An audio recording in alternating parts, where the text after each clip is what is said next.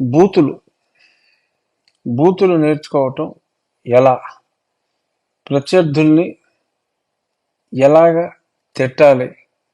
ఒక పక్క అందరూ ఇంగ్లీష్ మీడియంలోనే చదువుకోవాలి, టోఫెల్ పరీక్షలు రాయాలి, ఎప్పుడో విదేశాలకు వెళ్ళటం కోసం రాసే టోఫెల్ పరీక్ష మన కమిషన్ కకృతి కోసం 3వ క్లాసు నుంచే టోఫెల్ పరీక్షలు వాళ్ళతోనే నిర్వహిస్తారట.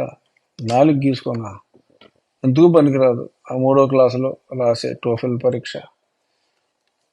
పరీక్షించుకోవచ్చు మన ఉపాధ్యాయులతో, కానీ పరీక్షలు పెట్టాల్సిన అవసరం ఏముందమ్మా జగన్మోహన్.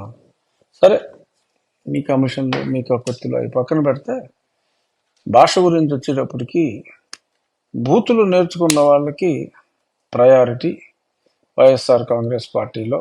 ఆ నేర్చుకున్న బూతుల్ని ప్రయోగించాలి నాయకుల మీద, ప్రత్యర్థుల మీద, చంద్రబాబు నాయుడు గారి మీద, పవన్ కళ్యాణ్ గారి మీద, లోకేష్ గారి మీద ఆ బూతులు ప్రయోగించాలి. అవసరమా? ఇంత అసహ్యంగా బిహేవ్ చేయటం అవసరమా? మీరు మాట్లాడుతున్నారు, అసహించుకుంటున్నారు ప్రజలు. అలాగే పాపం ఈ ఒత్తిడికి తట్టుకోలేక మాట్లాడిన వాళ్లకు మార్కులు రాలేదని చెప్పి తీసేస్తున్నారు. ఎందుకు వస్తాయి మార్కులు? రాలేదంటే మళ్ళీ తీసేస్తున్నారు. ఇప్పుడు ఇంకా పద్ధతికి స్వస్తి చెప్పకుండా ఇంకా నిన్న మహేందర్ రెడ్డి గారిని కానీ, మరి కొద్ది రోజుల క్రితం వసంత కృష్ణప్రసాద్ గారిని కానీ, ఎంతో సౌమ్యుడైన ఈనాడు ఎవరిని పన్నెత్తి మాట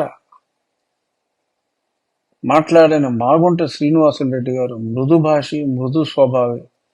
మరి ఆయన్ని కూడా మరి తిట్టాలి అని, సరే అక్కడ ఎక్స్ట్రా క్యాష్ కూడా అడిగారని అంటున్నారు.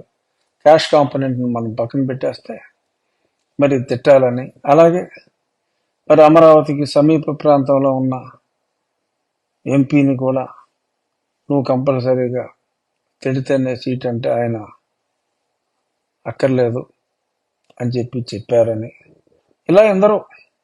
అసలు అన్నిటికీ నేను ఎప్పుడో గతంలో చెప్పా.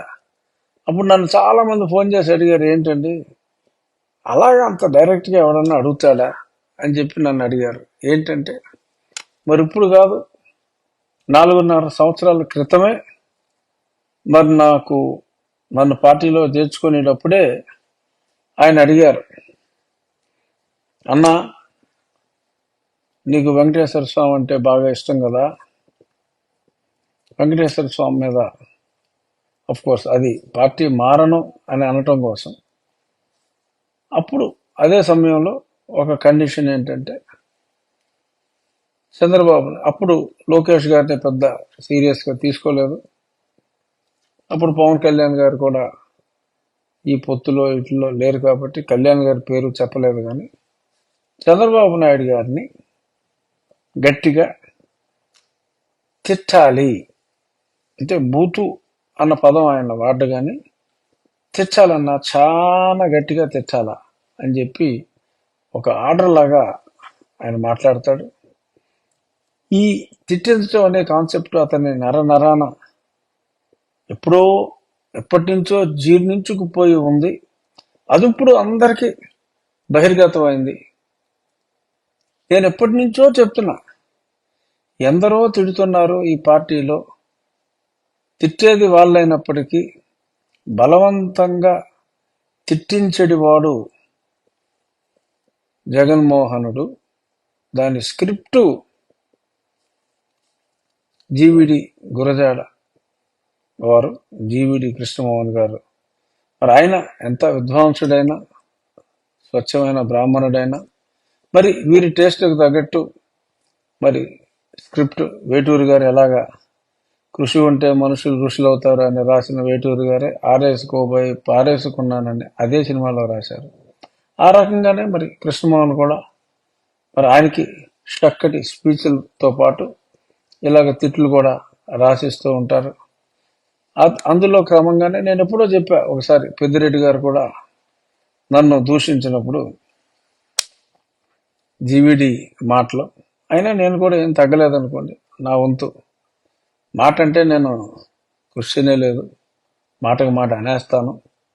కానీ అన్నది వాళ్ళు కాదని కూడా నేను చెప్పా. ఇప్పుడు కూడా మరి అలాగే మరి ఎంతో మందితో మరి తప్పనిసరి పరిస్థితుల్లో గతి లేకో మతి లేకో మరి జగన్మోహన్ రెడ్డి గారు తిట్టమంటే కొందరు తిట్టేశారు, వాళ్ళ చాప్టర్ని వాళ్ళ చీటీ చించారు.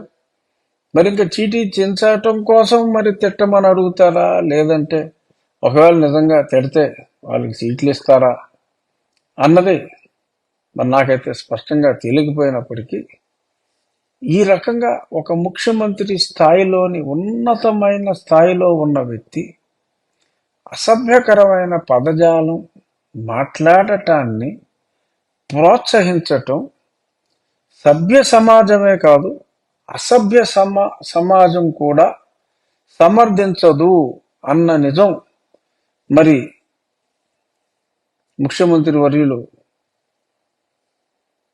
ఎడుగూరి సందింటి జగన్మోహన్ రెడ్డి గారికి ఎప్పటికీ అవగతం అవుతుందన్నది మరి నాకైతే అవగతం